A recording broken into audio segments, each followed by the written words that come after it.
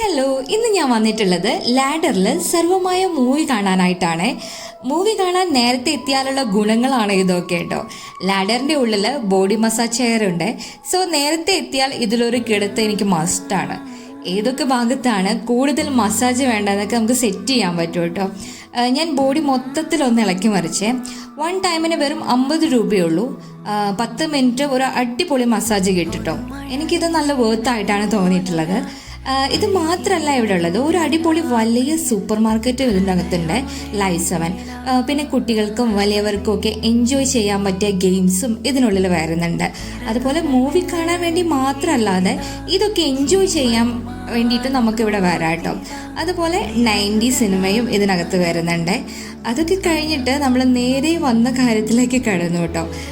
ടിക്കറ്റൊക്കെ കാണിച്ച് നേരെ മൂവി കാണാനായിട്ട് കയറി.